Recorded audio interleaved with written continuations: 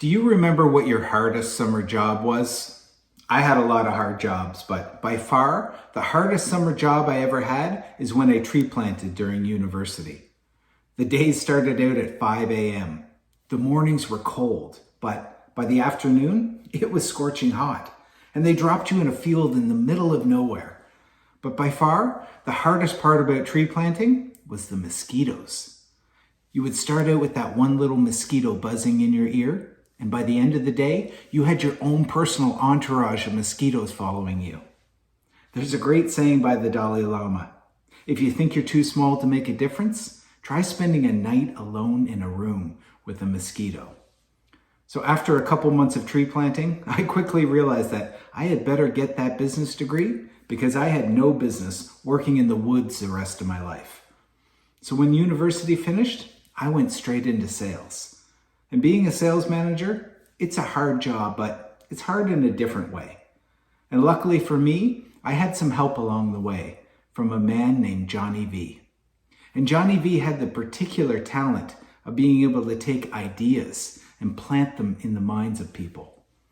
John was a sales manager from Calgary who came out to train my team. But John was so much more than a sales manager. He was a coach, he was a mentor, he inspired people and he fired them up. So I was so excited to have him train my team, and let me tell you, the legend of Johnny V did not disappoint. He inspired people and fired them up in a way that I never could. But John did something really special that day. He challenged my team's thinking. He asked the tough questions, the kind that made my team think to themselves, how could I become a better version of myself?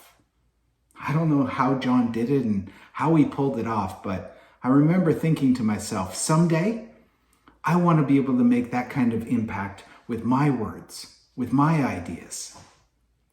So when the day wrapped up, I drove John to the airport. And before he got out of the car, he turned to me and he asked me a question that nobody's ever asked me before. Dan, do you have a dream? I wasn't expecting that, but I did have a dream I hadn't shared with anyone. Yes, John. Someday, I want to take my family to Australia.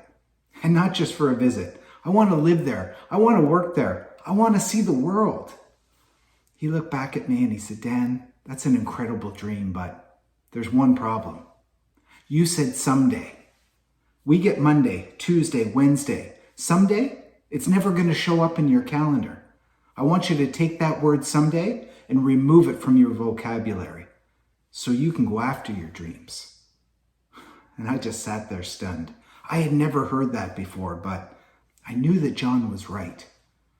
And with that, John grabbed his bag, gave me a little smile, shook my hand, and got on the plane. But what I didn't know in that moment is that those would be the last words that Johnny V would ever speak to me. And several months later, John passed away. And that idea that he planted in me someday, it kept growing and growing until finally I had to take action. I sold everything I owned and I moved to Australia. But for quite a while, I felt guilty. I thought, geez, it took John dying for me to finally take action. But what I realized along the way is it wasn't John's death that caused me to take action.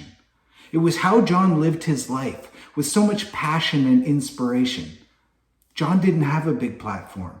He didn't have a viral video or a book or a podcast.